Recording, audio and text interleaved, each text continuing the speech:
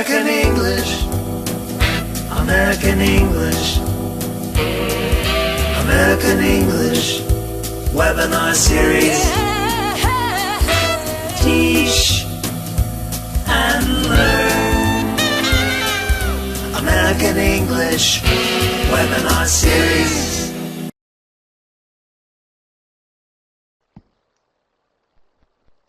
Good morning, everyone, and welcome to another great American English webinar.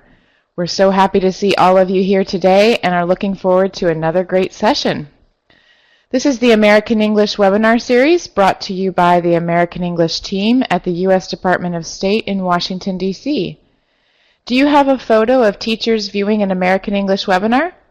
These photos were submitted by English language fellow Sarah Badroni at École Normale Supérieure in Rabat, Morocco, and I'm so sorry, I'm sure I mispronounced that.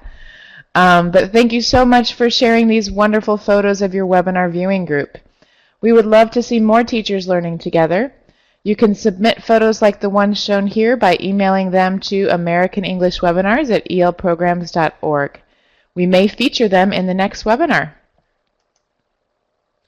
My name is Katie, part of the American English team, also known as Moderator Katie, and you'll see Moderator Heather and Amy here today in the chat box to help you.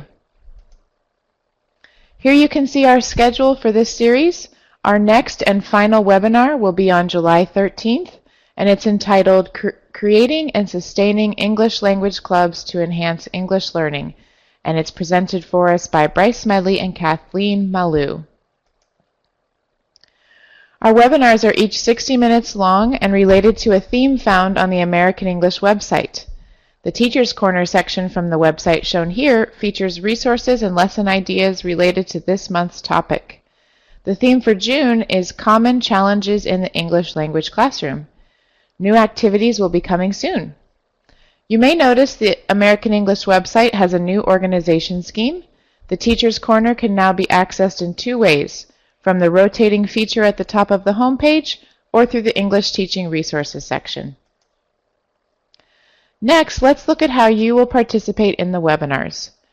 During these webinars, you will hear but not see the presenter. The way for you to participate is by typing in the chat box, as many of you are doing right now. The chat box is where you can ask questions or make comments related to today's topic.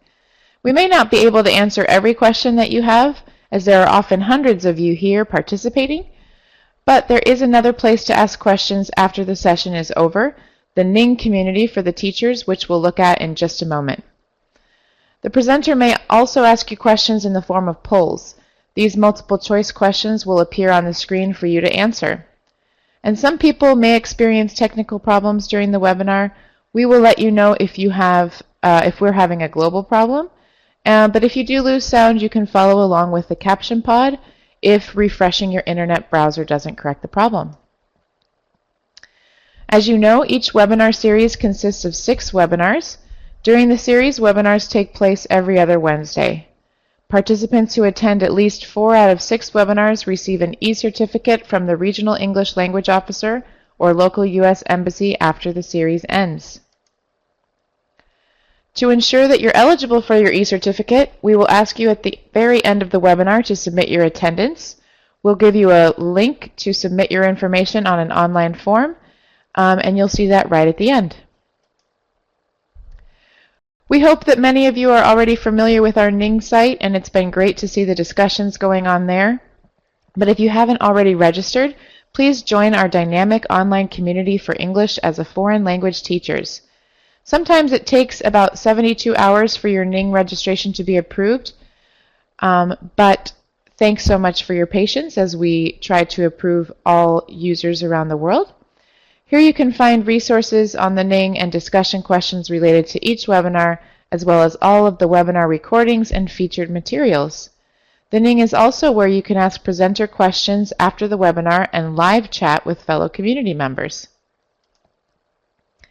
Are you looking for authentic listening materials about topics that your students will find interesting? Try American Teens Talk. This new resource is available on the American English website and features interviews with real American teens. The The teens discuss their interests, experiences at school, everyday activities, and families. There are also great ideas about how to use the interviews to practice listening, speaking, reading, and writing in the possible activities section. Help your students practice English while they learn more about what life is like for American teens. And now for today's webinar, Using Group Work Effectively to Increase Student Speaking Time in Class. Do you want to give your students more time to talk in class? Are you looking for activities that can give students structured speaking practice? During this webinar, you will learn about warm-up activities and grouping strategies that can be used to introduce or review lesson content while giving students a chance to practice speaking. In this webinar, you will see and participate in 5 activity demonstrations and be able to access materials and lesson plans to try out the activities in your own classroom. And it's my pleasure today to introduce our presenter, Rebecca Wilner. Rebecca Wilner holds a master's degree in TESOL from American University and a bachelor's degree in psychology from the University of Rochester. She has taught ESL, ESP, and EFL in several countries for more than 10 years and is currently an educator in residence at American University. Prior to that, Rebecca served as a senior English language fellow in Panama City, Panama, where she was the academic director at the Center for English Language Immersion. So welcome, Rebecca. We're excited to hear what you have for us today. Thanks, Katie. That's a great introduction. I'm so happy to be here with everybody this morning, and thank you for taking time out of your busy lives to be with us today. I was watching the polls as you came into the chat this morning, and I saw that a majority of you teach teenagers and young adults, and that's great. Sometimes at that age, people are a little bit shy, and so I hope that some of these activities that we discussed today will be especially useful. I also saw that most of you teach all different levels, and that's great. Some of the things that we're going to talk about today can be adapted for different levels. It's the same activity, and maybe the topic or the language will change a little bit depending on what your students are working on. So thanks again for being here. Today's presentation is called Using Group Work Effectively to Increase Student Speaking Time in Class, as Katie mentioned. So let's get to it. The purpose of today's webinar is to increase student engagement and speaking time in class. I want to make the argument to you today that warm-up activities create positive group interactions in class and build good rapport or build good relationships in class. So the way that I'm going to suggest that we can increase student engagement and student speaking time in class is through the use of warm-up activities. Not exclusively, but I'm going to talk about that today. And the reason that I'm going to make that argument is that warm-ups give students opportunities to speak freely and learn from their mistakes. Some of what I saw in the discussion before the webinar was that some students are maybe a little bit shy, and so I'm hoping that this will help them relax a little bit so they don't feel like they're being evaluated. So our objective for today is that you will be able to adapt or use one or more of the warm-up activities that I mentioned in order to increase student speaking time in class, in order to group students. So we're going to talk about some activities where students speak. We're going to talk about other activities that group students together. And also that you can review vocabulary or grammar that you have previously taught. And in addition, that you can use warm-up activities in order to do a brief or informal diagnostic assessment of your students. Now, just really quickly, diagnostic means checking and seeing where are students before we begin the lesson. So it's not what have they learned, it's more like what do I need to teach them. So that's the objective for today. Our agenda, as we move through our time together, we will discuss why should we do warm-ups? What do we gain from warm-ups? I mentioned a couple of reasons a minute ago, but we'll talk more about this in more depth in just a minute. We'll also talk about the challenges of doing warm-ups and other speaking activities, especially in large classes, and some solutions to those problems. We'll talk about the importance of and how to give instructions so that students know what to do and they're able to successfully engage in the activity. Then we'll go through several activities. So for each one, I will demonstrate, and in some cases, I will show you a video of my class doing the activity so you can see what it looks like in real life. I hope that we'll have time for some questions at the end. So as you're listening to the webinar, please make sure to make some notes, and I can either address it at the end of the presentation or in the Ning afterwards. And finally, I will share some additional resources with you that you can explore on your own. These will be in the Ning as well, so that you can find them after the webinar whenever you need them. So at this point, I want to hear a little bit from you. So we're going to go to a poll, and I'd like for you to tell me, please, how often do you use warm-up activities?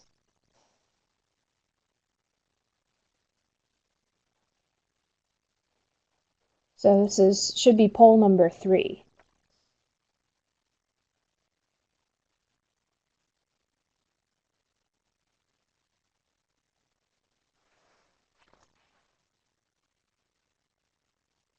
It looks like we're having a little bit of technological difficulty, but there we go. So you're answering, how often do you use warm-up activities? Never, occasionally, sometimes, regularly, frequently, or in every single class.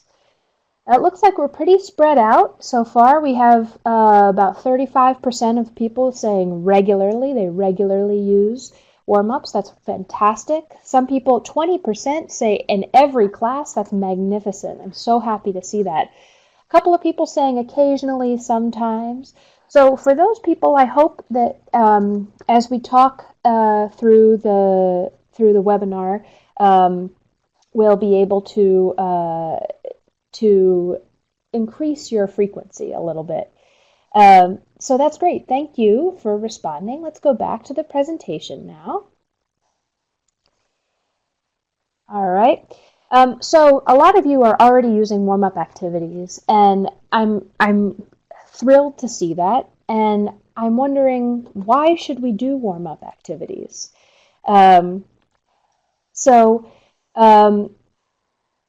You have given me some ideas in the Ning already, and I'm going to run through some reasons that I think we should do it. The first reason to use a warm-up is to introduce a topic. So you can introduce the topic of your lesson in a fun and engaging way. For example, if you're going to be working with the present continuous, you could play a game called I'm Going on a Picnic as a warm-up. In this game, each student takes turns saying, I'm going on a picnic and I'm taking something. One student might say, I'm going on a picnic and I'm taking strawberries. Then the next student might say, I'm going on a picnic and I'm taking a sandwich. A third student might say, I'm going on a picnic and I'm taking lemonade, and so forth. The game introduces students to the grammar point, the present continuous, I am going, in a simple and repetitive way. They don't have to think a lot about what they're saying, but they're able to participate by using the grammar that you're going to teach them later in the lesson. So after the warm-up, you might explain how to form the present progressive and when you use it, how you use it. But for just 5 minutes at the start of the class, your students can quickly practice so that they have some context for later in the lesson. Exactly, to activate previous knowledge. We hear from Chiclayo, Peru. Another reason, besides to introduce a topic, is to review previous material. For example, you could use the same game, I'm Going on a Picnic, to review food vocabulary. Let's say, for example, that you have been working on food names for the past class. You had unit in your book where you were discussing food, you've reviewed it in class, and now it's a new day and you want to remind your students what it is that you talked about. Maybe you're getting them ready for another lesson activity where they're going to use that vocabulary, or maybe you're getting them ready for a quiz or something. So it's a great way to quickly review. Another thing warm-ups can do is make connections between English and students' lives. The I'm going on a picnic activity, students have a chance to think about what foods they like and what they would take with them if they ever did go on a picnic. Now, if your students never go on a picnic, you could change the game to something else, like I'm going to a friend's house, or I'm going on vacation, or something that's more realistic for their lives. We know that when students can connect language to their real lives and experiences, they remember it better and longer, and they're better able to use it in the real world. Warm-ups also help establish classroom routines. Starting every class with a warm-up helps students know what to expect when they walk into class, and some of the people who do this regularly can testify that this really works. When they walk in, they're not spending time or energy on figuring out what to do. They know what they have to do, and they can spend their energy on doing it. Also, if the class begins with something fun, they come in excited, they're ready to engage with the class material right away, and this is my favorite part of using warm-ups at the beginning, they're less likely to be late to class if they know that the class begins with something fun. Really quickly, raise your hand if your students usually sit with the same group of classmates every day and they're shy about talking to students in class. Does that happen to any of you? How many people have students who always sit with the same group of people? They never want to talk to somebody else. Yeah, lots of people. That happens to my students too. So my students tend to stick together.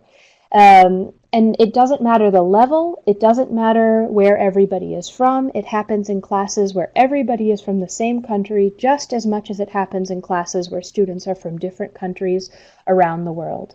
But the more time students spend interacting with all of their classmates, not just their little group, in an informal, low-stakes setting, the better their relationships with each other will be, which means they will have more people to ask when they don't know something, and more perspectives on the world to inform their language learning and other life experiences. The more people you talk to, the more perspectives you have, the more ideas you encounter. And that's good for language, but it's also good for personal development.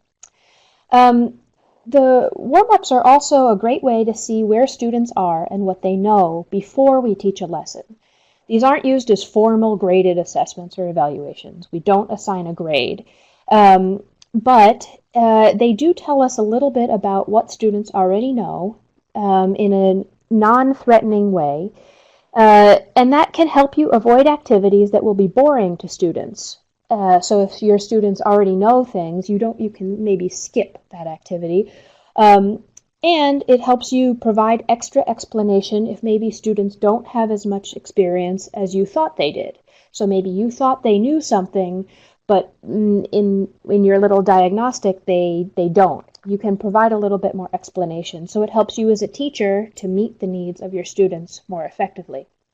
One of the central ideas of this webinar is using group work effectively. And there are several warm-up activities that are perfect for helping students form groups while you introduce the lesson or review previously taught material. That way you don't waste time forming groups. You can maximize the time in class that you have, which is usually not enough, to get them into groups and practice some language skills at the same time. So we'll see a couple of these activities in just a little while. Raise your hand. We're going to do this again. Raise your hand if your students are afraid or unwilling to speak in class. How many of you have students who are shy? They don't want to speak in class? Go ahead and raise your hand. Oh, lots of people going up. Yeah, my students are shy also. They're afraid to speak in class. And part of the reason that they are is that maybe they feel like they're going to be put on the spot, or maybe they feel surprised, or maybe they feel like they're going to be evaluated. Students speak in class more easily and effectively when they feel comfortable. So warm-ups are a great way to get students to relax and to loosen up first thing in the class. What makes it easier for them to practice. It makes it easier for them to talk, to make mistakes, and they can learn from those mistakes in the class.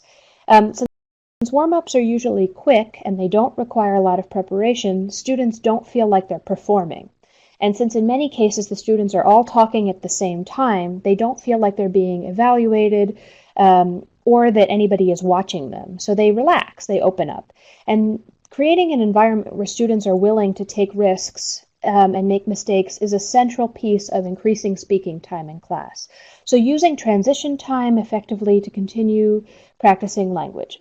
Warm-up activities can help us do both of these things. So now that we've talked a little bit about why, let's move on to a couple of the challenges of using warm-up activities in class. We do live in reality, and there are things that sometimes can cause us problems.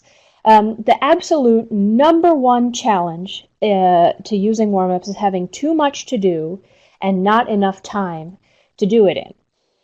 So raise your hand if you feel like you have too much material to cover and not enough time to cover it well.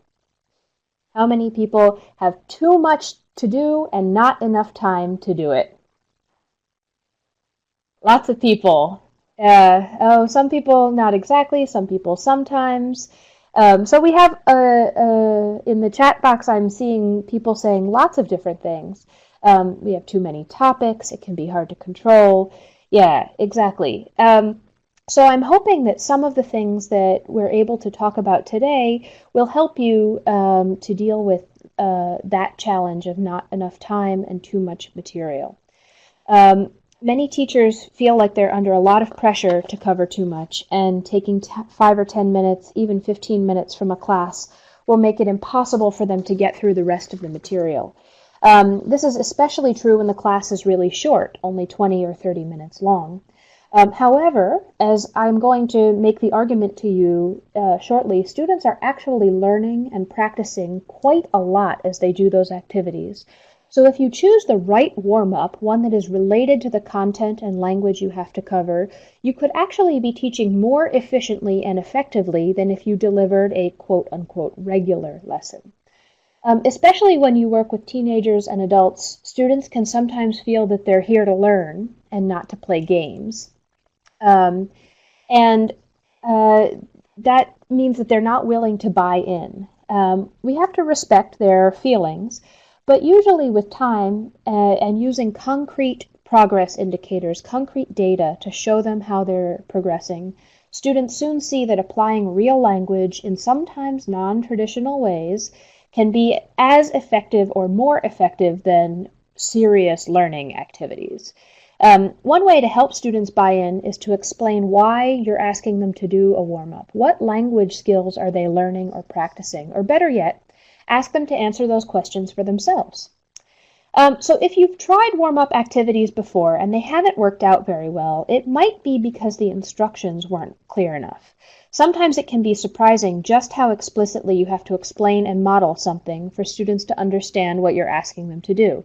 In just a moment, we're going to talk about giving instructions and some things to keep in mind to help those activities go smoothly.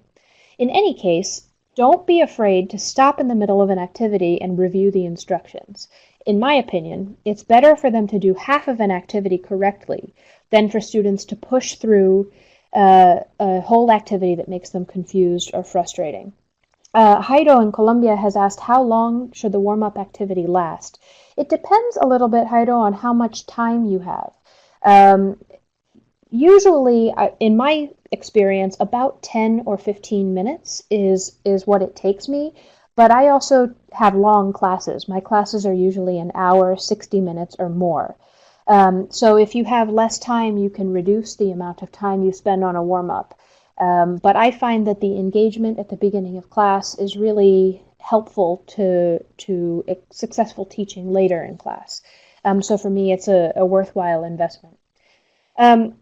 So one way that's been really effective for me to deal with some supervisors or colleagues who maybe walk past your classroom and ask, why are your students walking around and talking instead of sitting in their seats and learning?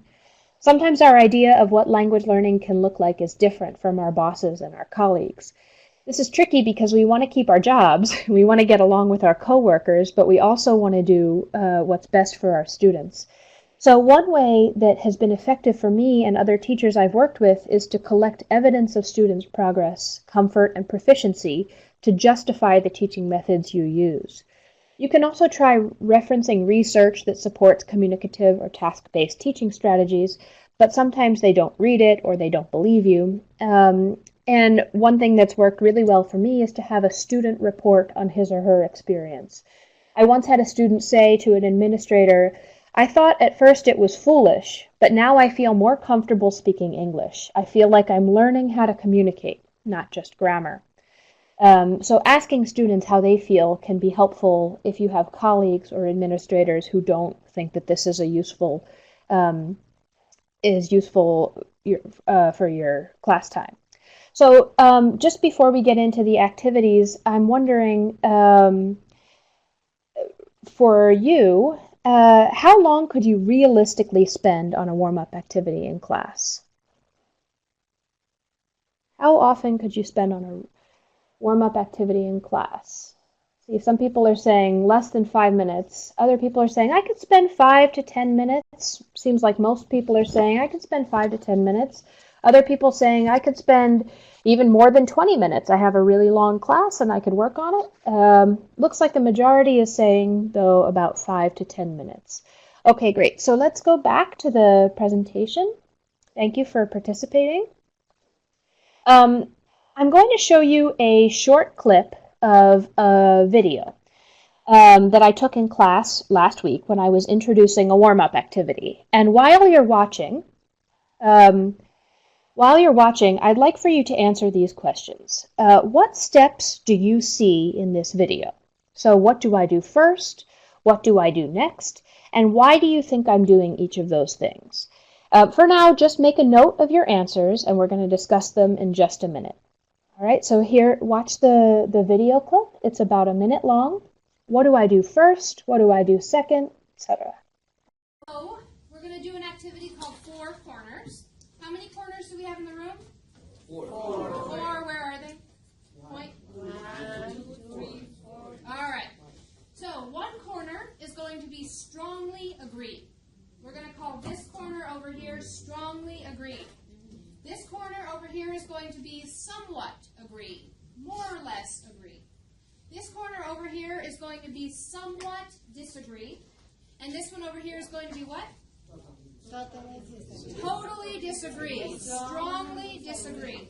All right, so point 2, somewhat agreed. Agreed. All right, over here. And where is somewhat disagrees? Somewhat disagrees over there. Okay, so we're all going to be in the room, and I'm going to read you a statement. When you hear the statement, you are going to think about it, and you're going to decide, how do I feel? Do I somewhat agree? And if you somewhat agree with the statement, where do you go? Somewhat agrees. Somewhat agreed. Over here. So you take your body and you move yourself over to somewhat agree, and you stand over there. What happens if you somewhat disagree with the statement? You go over there. Good. And what happens if you think that is absolutely not true? Absolutely forget it? Strongly disagree. And what happens if you're like, yes, amen, I love it, it's fantastic? Over here, strongly agree. Okay. Are we clear on what's going to happen? Yes. All right, do we need to do a practice round? Yeah? Okay, let's do a practice round.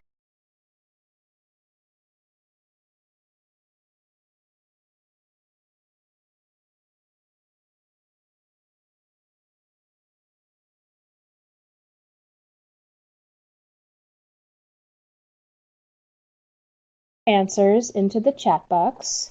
What steps did I follow when giving instructions? Let's see. we've got some people saying giving instructions. Okay. Group technical problems. Concept checking. Yeah, so one of the things that I did was I asked them to show me gestures, and body language, grouping. Okay, great. So you have lots of great ideas here, and you notice lots of things that I was hoping that you would notice. So here are a couple of, concept checking. Great, from Grace, thank you. Set rules one by one. Fantastic. So here are a couple of things that I was hoping that you would notice, and you have. The first thing I did is I explained what's going to happen. And I didn't do this in this particular clip, but tell the students why I'm having them do this, or have them guess why I'm doing this. I have a little bit longer video that you can access on the Ning that we didn't have time to show all of, but you can see why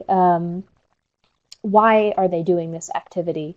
I demonstrate or model how it's going to work. And I asked the students to tell me what they're going to do. So you couldn't see the students in this clip, but they were pointing at the different corners as we went through. And then we also, this wasn't in the clip, but I mentioned it at the end to do a practice round to make sure that everybody understands. So before you actually do the activity, have them practice. Now, as you do these activities more than one time, you don't have to go through as many instructions the second, the third, the fourth time you do the same activity, because students, they know already, they've done it before, they're familiar with it, and you don't need to explain as much. So at this point, I'm going to explain a little bit about some of the activities. I'm going to demonstrate some of the activities that you can use to group students and increase speaking time in class. The first one I'll mention are activities that have physical responses. So we can use physical response activities when the students are shy about speaking in class, when they're particularly sleepy, maybe if you have a class first thing in the morning or right after lunch or late at night, and when they have limited productive language. So they understand a little bit, but they really have a hard time speaking. Maybe they're just at the very beginning levels of learning English. And these activities give students a chance to be engaged and to participate without making them seem nervous. So in this activity, which I'm calling Line Up, the students make one line down the middle of the classroom, and they close their eyes. So here's the line up. Students line up. Here we go. All right. And then they close their eyes. Then you, the teacher, reads a statement that people might have an opinion about, but you don't want it to be so controversial that students will fight about it. So if students agree with the statement, they take a step to the left. And if they disagree, they take a step to the right, something like this. So I might give them a statement like, chocolate is the best food ever. And students who agree take a step to the left. Students who disagree take a step to the right, like this. And this shows you and the other students where they stand on the issue. Now, closing their eyes helps students avoid moving where their friends move, regardless of what they think. So if you have them with their eyes open, they're going to be watching and seeing what other people are doing. But if they close their eyes, they can't see, and they have to do what they believe. So that's one way as a physical response. We can't do this ourselves virtually, but we can try it. We can try this example. So we're going to go to a poll, and if you agree with my statement, click agree on the poll. And if you disagree, click disagree. Here's the first statement. A teacher's job is to teach students. If you agree, click agree. If you disagree, click disagree. A teacher's job is to teach students. Oh, we got a healthy majority saying agree. So this works a little bit better than in class too, because you can't see each other. You can only see the poll, right? So you don't know what other people are doing until you click your answer. This is similar to closing your eyes, right? So looks like we still have about 75% of people saying that they agree. A teacher's job is to teach students. Okay, so let's do another question. You're going to go in. If we were doing this in class, everybody would move back to the center, and then I would give them the next statement. A teacher's job is to provide opportunities for students to learn. A teacher's job is to provide opportunities for students to learn. If you agree, click agree. If you disagree, click disagree. Oh, wow, we've got 100% of people saying, 99.3% of people saying they agree. That's pretty impressive. Teacher's job is to provide opportunities for students to learn. Okay, so let's go on back to the presentation. Thank you for your participation. So we can turn this into an in-class speaking activity by asking students to defend their position. We can either ask them to do a mini debate or an impromptu persuasive speech. For students that are still learning, if you're in a homogeneous class, so if everybody has the same first language, they could even give their opinion in their first language if they don't have the language in English to express it yet. Another thing that you can ask students to do is to compare the two questions that you asked. So, for example, what is the difference between teaching students and providing students opportunities to learn? So if you said in the first one, I think a teacher's job is to teach, and then in the second one you said, oh, wait, no, I think a teacher's job is to provide opportunities for students to learn, what is the difference between those two questions? So you can ask students to reflect a little bit on the questions that you gave them as well, or the statements that you provided. And you can, as Heather was saying, you can adjust the question to the level of your student. This I wrote because I know that you all are teachers, but when I do this with my students, sometimes it's much simpler, like fruits are healthy or something like that, and you have them move to one side or the other. So there's a variation of this activity that's called Four Corners, and it works essentially the same way. This is the activity that I was explaining in the video that you saw earlier.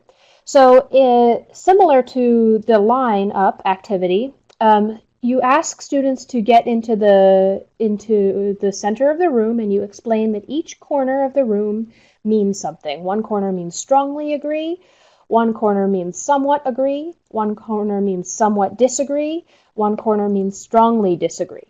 And you have them show you which each corner is. Then you, the teacher, read a statement, and students move to the corner that best describe their feelings. So here are all of my students. They're in the middle of the room. And as I read the statement, they move to the corner that they feel most represents their opinion. For example, I could say chocolate is the best food, and students could move like this to the corner that they feel best describes their feelings. So we have about 3 students in somewhat agree, about 3 students in strongly agree, about 3 students in somewhat disagree, but only 2 students in strongly disagree. So we can try this ourselves as well. Let's go to the poll, and we'll see how this works. So I will read a statement, and you click what you feel. Here's the first statement. It is important that students practice all 4 skills, speaking, listening, reading, and writing in every lesson. If you strongly agree, you click strongly agree. If you just somewhat agree, you click agree. If you somewhat disagree, you click disagree. And if you strongly disagree, you click strongly disagree. It's important that students practice all 4 skills in every lesson. So we've got about 55% of you believe that this is true, that you strongly disagree with this. Another 30% says, yes, I agree, somewhat. We have a few people who disagree, and that's great. So we don't have time today, but if we were doing this in class, I would ask students to defend their position. So I would ask students who have selected strongly agree to give me a couple of reasons that they strongly agree. I would ask students who somewhat agree to give me reasons that they somewhat agree. And then we turn this warm-up activity into an in-class speaking activity as well. Let's do one more of this same 4 corners activity. So here's another sentence. Grammar and vocabulary should be taught in the context of a real-world task. How do you feel about this? Do you strongly agree, disagree, or strongly disagree? Grammar and vocabulary should be taught in the context of a real-world task. Wow, almost 65% of you are saying you strongly agree, 35% saying agree, a few people saying disagree. Interestingly, nobody strongly disagrees. So this is an interesting thing that happens in class anytime you give a statement like this. And this is an opportunity as well to praise students for their bravery. If they're the one person who strongly disagrees, that's fantastic. So we have a couple of people giving reasons in the chat box, and that's fantastic. We have Georgina from Argentina saying it's necessary to provide students with possibilities of practicing all the skills. But Norma in Chile points out that sometimes we don't have time to do all of the skills. Sometimes we don't have time to do a real-world task. So we have lots of great answers and responses here. Let's go back to the, let's see, at the Linguistic Center in Yaoundé. Sorry if I pronounced that incorrectly. Grammar and vocabulary standing alone are meaningless. So from the Pilot Linguistic Center, yes, and many other people agree with you. So as you are giving your reasons, people in the class can move to a different corner, or you can have a little debate. So I'm going to transition a little bit now to talking about how physical activities can become speaking activities. As I mentioned, you can give a couple of reasons that you feel, that you strongly agree, that you disagree, etc. You can ask students, how is your position different from other groups' positions? What I find when I do this in class is that people who strongly agree and people who agree tend to give the same reasons. So you can ask them to differentiate theirs from others, and that way we're teaching critical thinking skills as well. And then you can also ask, what would I have to change about the statement for you to move to another corner? And this is a great speaking activity to get students to engaged in the topic. And this should be related to your lesson activity. So I'm going to transition a little bit to talking about matching or grouping activities. The way we can use matching or grouping to practice language and other skills while we group students for other activities. So one way you can do this is to write words on little pieces of paper and have students choose one at random. Then they have to circulate around the room to try to find people who match them. And you can have groups that highlight different grammatical aspects of a word. For example, you can use a word, its definition, its part of speech, and a synonym in the student's first language, but only if all of the students have the same first language. For instance, you could have a bed, which is a word. You could have a soft rectangular place to sleep, which is an approximate definition of bed. You could have a noun, which is the part of speech, and you could have comma, the word in the student's first language. In this case, it happens to be Spanish, but it could be whatever language the students speak. You could also give the students categories and examples, like automobiles, where car, bus, truck, and motorcycle are all examples of automobiles, or farm animals, for example, which include cows, goats, chickens, and pigs. So let's look at an example of how this works. Each student gets a paper, so these are all of the papers, and you cut them up, and students each choose one, and every student has one randomly. And then students circulate and they try to find other people in their group. So they're walking around and they're looking for people in their group, and at the end, they end up in groups of categories. So, and you can check to make sure they're all correct. So the automobiles are going to get together with people who have bus, car, motorcycle, truck, etc. And they can do one of several activities that I'm going to talk about in a minute. So in just a second, we're going to watch a short video of my class actually doing this matching activity. In the case of my class, they're matching a word, a part of speech, and color. In case you haven't heard about how to find the color of a word, you can check out the free color vowel chart by Karen Taylor and Shirley Thompson, which is available at the American English website. Here's a link that you can click on later. So in the video, students are going to form a group of 3 students. One student will have a word like amazing. Another student will have its part of speech, which in this case is an adjective. And the third student will have the words color. So for this one, it's gray, amazing, gray. Another example might be telephone, which is a noun, and which has a red sound, telephone, red. So we could also add the stress pattern of the word if that's something we had taught students previously and we wanted to form groups of 4 instead of 3. So in this clip that you're going to see, you will see students walking around and looking for and finding their family. So let's go ahead and show the clip.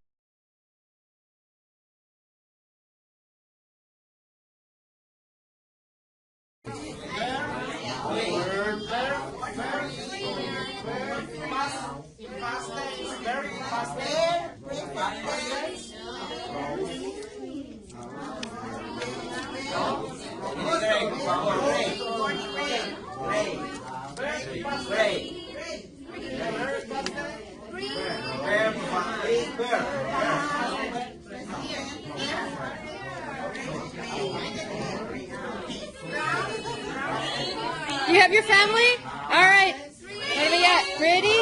Silver? Congratulations. Have a seat. You got a family? Gray? Fur? Clay. Nice. Congratulations. Have a seat. You got it? What do you have? Ugly? Adjective? No, you're in the wrong family, my friend.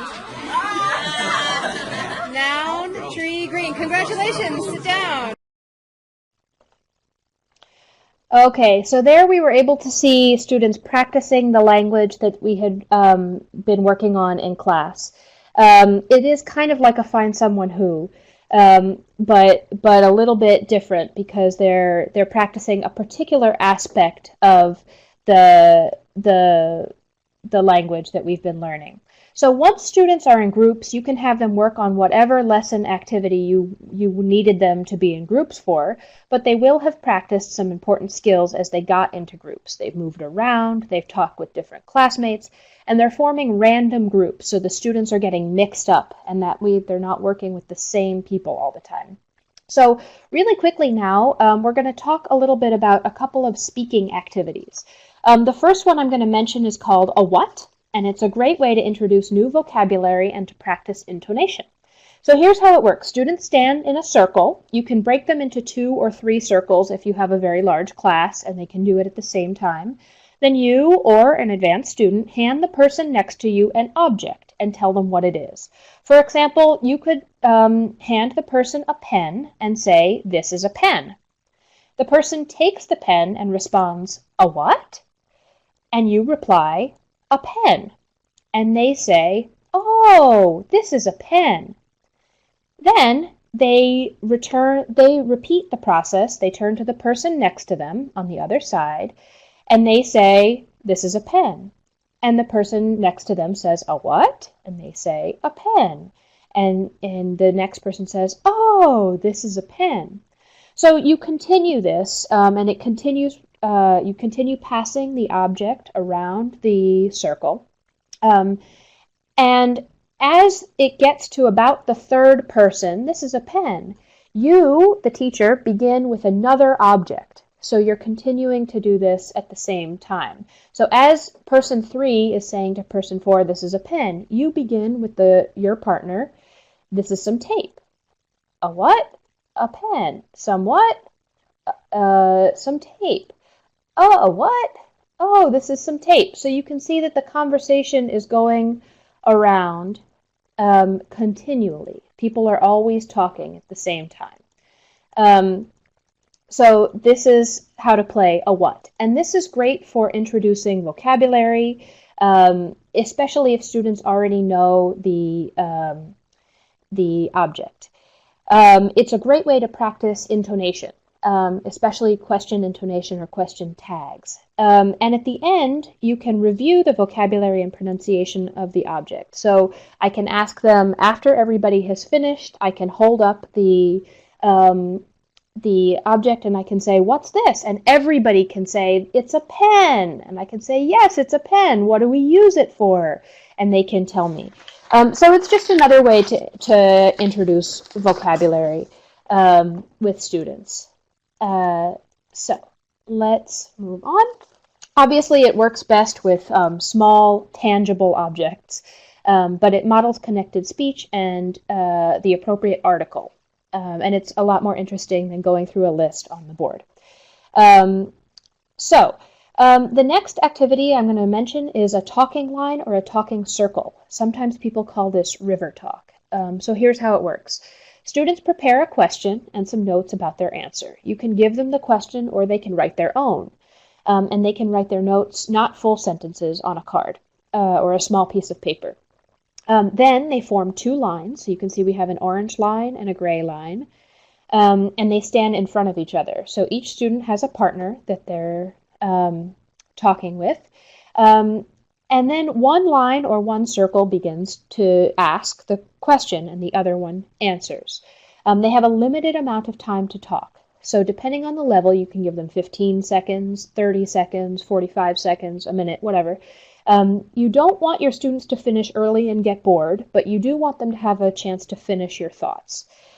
So the first group talks, and they have however much time you give them. When their time is up, the other group starts talking.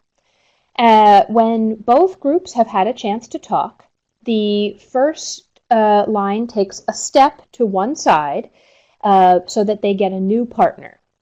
So we can see the orange line move down one and the person on the end moved over, and now they have a new partner, and you repeat the process. So now this group talks, and now this group talks, and you can select language that is relevant to what you are teaching. You want this to be related to your class. There is a video clip of my students doing this, but I'm going to leave it on the Ning for you. We're running out of time, and I hope that you will check it out later. But for now, I just want to mention one other activity, which is a jigsaw activity. And the way this works, you might have heard of this before. Sometimes it's classified as a reading activity, but the way it works is you split students into groups with the same number of students in each group. You can even use one of the warm-ups that I mentioned earlier. Then you give each group a different part of the same story. For advanced levels, you can give groups different articles on the same topic. So after you read that, after they read the part of the story, they create a summary. And each student together, they work together to come up with the summary. And it's a great opportunity for stronger students to help weaker students. So when they have finished, give them a time limit. Take one student from each group to form a new group. And in the new group, you will have one student from each of the former groups. And now they're going to have to use their summaries to reconstruct the story. You can also have them figure out the order of the story, and you can ask them to tell you the moral of the story, so that their different perspectives or opinions about the topic. So this is a lot of text, and I want to show you a little bit how it works. So here's an illustration. We have a gray group, we have a white group, and we have an orange group here. So the gray group is going to get the beginning of the story. The white group is going to get the end of the story, and the orange group is going to get the middle of the story. So gray beginning, orange middle, white end. Then they read the story, they come up with their summary, and then you regroup them. So you're going to take one person from the gray group, one person from the white group, and one person from the orange group to make new groups. So now we have our heterogeneous groups. In each new group, we have one gray, one orange, and one white.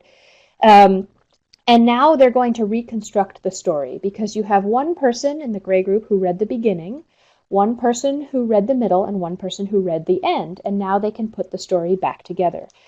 This requires them to speak. They've done reading, they might do some writing, but they're going to have to speak in order to do this activity together. So this is a jigsaw. You can see in the Ning a lesson plan that I created that includes the talking circle and also this jigsaw activity so that you can adapt it and use it in your class if you would like to. Again, you should choose language that's related to the classes and what you have been teaching and to the level of the students. So today I've mentioned only a couple of warm-up activities, but there are so many more out there. For one thing, you can find lots of great warm-up ideas in the English Teaching Forum magazine. The lighter side is a great place to find quick activities that you can do with your students. And then on the Ning, you will find about 5 different web pages that have lots of different warm-up activity ideas. One for young learners, one for teenagers, one for adults, one for business, English, etc.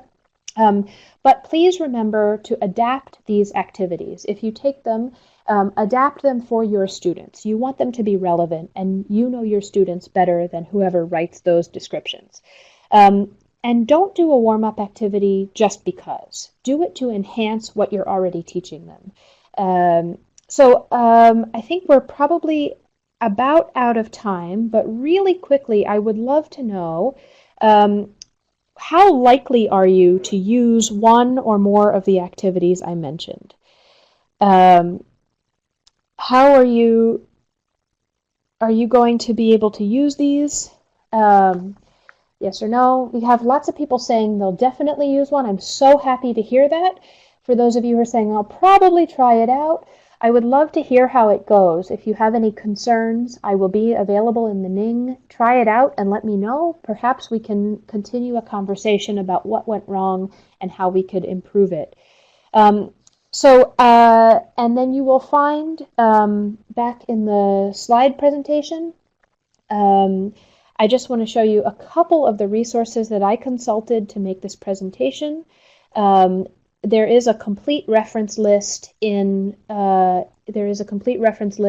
Ning that I hope you'll check out because there are some really great articles in there as well. But these are the places that I consulted when I was making the presentation, and I want to give them credit. So thank you so much for your attention today. I look forward to seeing you in the Ning and to talking with you over the next week.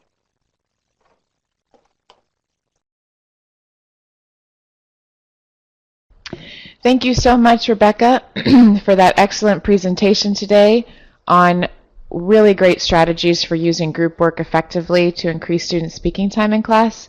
I think we all have some really great insights and fresh ideas for classroom activities after that presentation, so thank you. And thanks to you, our webinar audience, for all of your great participation and thoughtful responses today. We hope to see more of that discussion on the Ning. And don't forget to send in those webinar viewing group photos. We love to see your groups learning together, and we would love to feature your group on our next webinar.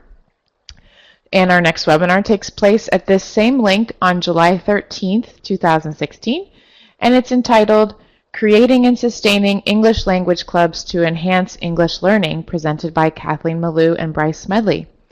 Thanks again for attending this webinar session.